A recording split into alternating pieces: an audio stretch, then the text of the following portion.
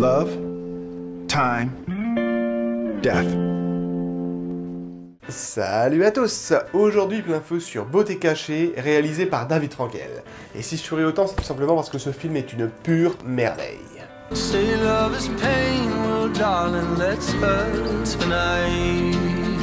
Tout d'abord, il est bon de rappeler que David Frankel n'est autre que le réalisateur du cultissime Diable s'habille en Prada, qui arbore d'ailleurs ma petite collection de Blu-ray, et ce nouveau film dramatique adopte quant à lui un ton à la fois très subtil et mélancolique. Il est vrai que ce film est plutôt triste dans le genre, vu la situation tragique du personnage principal, mais les excellents acteurs qui composent ce casting ont donné un peu de légèreté à leur personnage, en particulier celui interprété par Hélène Mirren.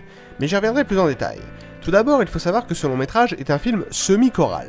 Mais qu'est-ce qu'un film semi-choral? Ça veut absolument rien dire. Déjà pour rappel, un film choral est un film où l'on développe un bon nombre de personnages. Et ce que j'appelle moi un film semi-choral, c'est tout bêtement parce qu'ici beaucoup de personnages sont développés, mais ils sont traités de manière à toujours être en adéquation avec le personnage principal, donc celui interprété par Will Smith. Or dans un film choral, il n'y a pas de personnage principal, tous les rôles étant traités de façon égale les uns des autres, et bien souvent dans ce genre de film on parle même de destin croisé. Mais revenons-en à la beauté cachée. Le personnage principal du film se nomme Howard, un homme totalement brisé suite au décès de sa fille. Afin de remonter la pente, trois abstractions, à savoir l'amour, le temps et la mort, lui apparaissent pour l'aider à surmonter sa dépression. Je vais commencer par vous parler du cadre car l'histoire se déroule dans une ville très vivante, à savoir New York, qui est certes un cadre plutôt banal pour ce genre de film, mais l'ambiance new-yorkaise est absolument unique au monde, et rajouter à cela la période hivernale de Noël, ça nous donne une ville qui respire la neige, le sapin, les chocolats chauds et j'en passe. Un véritable cadre festif pour un film d'une profonde mélancolie. Je précise au passage que c'est un film dramatique plein de surprises, donc pour aborder ce long métrage en profondeur, je ferai une partie spoiler. Mais avant d'en arriver là, laissez-moi vous parler de la multitude de personnages qui sont développés dans ce film. C'est impressionnant de voir comment un homme aussi brisé qu'Howard arrive à se couper du monde. Je sais bien que le concept principal du film est de redonner la joie de vivre à un homme totalement plongé dans la souffrance et le désespoir, mais ce personnage est totalement en miettes, émotionnellement parlant. Chaque scène où Will Smith se retrouve à l'écran, j'avais presque la larme à l'œil sachant ce que son personnage était en train de traverser. La prestation qu'il délivre à l'écran est absolument magnifique. Je trouve qu'il a poussé le sentiment de détresse encore plus loin que dans À la recherche du bonheur ou Cette vie. C'est dire à quel point c'est un acteur brillant. Concernant les autres personnages, ils sont relativement attachants et ont chacun leur propre histoire, dont je parlerai plus en détail dans la partie spoiler. Ce que je peux dire, c'est que la prestation de chacun des acteurs est à la fois impressionnante et personnalisée. Je vais prendre l'exemple du personnage de la mort, interprété par une Hélène Mirren qui ne cesse de m'éblouir film après film. La façon dont elle interprète cette abstraction si péjorative est très originale, puisqu'elle arrive à lui donner une forme de légèreté en étant très sûre d'elle, ce qui fait qu'elle en devient limite drôle, et il faut savoir que cette forme de légèreté est une idée de l'actrice qui souhaitait insuffler de la beauté dans les moments les plus difficiles. Et par ailleurs, ça fait sens avec le concept du film, puisque la mort étant une chose péjorative, lui apporter une touche humoristique permet au film de véritablement parler d'une beauté qu'on ne peut voir en surface, une beauté qui serait donc cachée. Je vais maintenant aborder quelques idées de réalisation intéressantes, et en particulier l'entrée en scène des trois abstractions dans la vie d'Howard. La première fois qu'une abstraction se présente à lui, elle est totalement floue. Pour ma part, je pense que cet effet symbolise le fait que l'amour, le temps et la mort sont trois choses difficiles à cerner, que ce soit pour le personnage ou pour nous-mêmes. On percevrait donc ces abstractions de la même façon qu'Howard.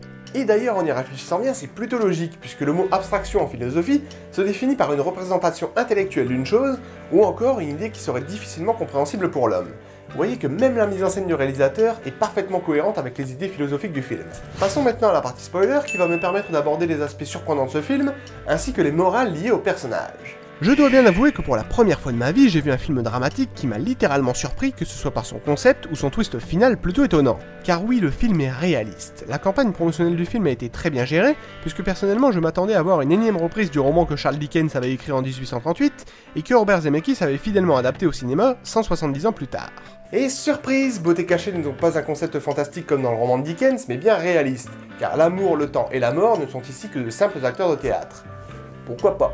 Et d'ailleurs, parlons-en de ces acteurs de théâtre, ou mieux encore, parlons des trois personnages qui sont intimement liés à leur représentation philosophique, ou pour le dire plus simplement, les trois personnages qui sont réellement connectés aux trois abstractions de Howard. Car la petite subtilité du film, et qui en fait toute sa force justement, c'est que l'amour, le temps et la mort ne symbolisent non pas la vie de Howard, mais celle de ses amis.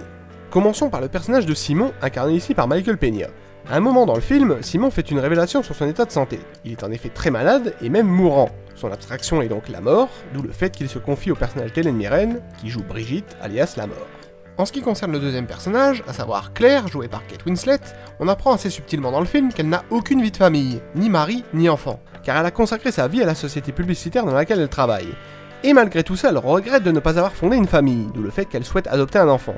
Elle manque donc cruellement de temps, qui est justement l'abstraction à laquelle elle se confie, le personnage de Jacob Latimore qui joue Raffi, alias le temps. Et on en arrive au dernier personnage, à savoir Whit, interprété par Edward Norton. Assez tôt dans le film, on découvre qu'il a une fille qui le méprise totalement, et durant tout le film, il recherche une seule chose, retrouver l'amour de sa fille. L'amour est donc son abstraction, d'où le fait qu'il se confie au personnage de Keira Knightley, qui joue Amy, alias l'amour. Ce film est donc pourvu d'une multitude de morales intéressantes, et l'idée que ces abstractions se reflètent sur des personnages extérieurs à la vidéo Howard est tout bonnement brillante. D'autant plus que ça coïncide d'ailleurs avec le titre original du film qui se nomme Collateral Beauty, une beauté collatérale, donc une beauté qui ne concerne pas uniquement la personne concernée. Et je terminerai cette vidéo par le twist final qui est juste parfait et totalement inattendu. Je dois bien admettre que ce twist est subtilement géré car je l'ai vraiment pas vu venir, et le pire c'est que Madeleine, donc le personnage joué par Naomi Harris, glisse plusieurs indices durant le film.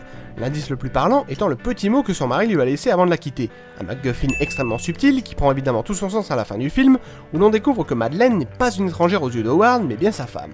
On constate donc que ces deux personnages ont une façon bien distincte de faire le deuil de leur fille, puisque là où Howard n'arrive même plus à prononcer son nom et fuit toute relation sociale d'ailleurs, Madeleine surmonte quant à elle cette tragédie en aidant des personnes qui ont également perdu un enfant. La prestation de Will Smith lors de cette séquence d'acceptation de deuil est absolument magnifique, et ce qui est intéressant c'est qu'on peut enfin comprendre la signification des dominos.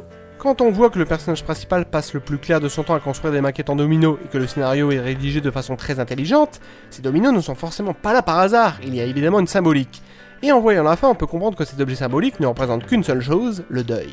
Au final, je pense que certaines personnes vont considérer ce long métrage comme un tire-larme classique, mais quand on analyse et on comprend toutes les subtilités scénaristiques du film, on constate trois choses. C'est intelligent, original et inattendu. Que dire de plus à part que c'est un film poétique, mélancolique, philosophique, empathique, une tragédie légère avec des idées d'écriture et de mise en scène tout bonnement sublimes. Sans nul doute mon coup de cœur de cette fin d'année. N'oubliez pas que le cinéma se traite avec intellect et émotion. Ciao. Just be sure to notice the collateral beauty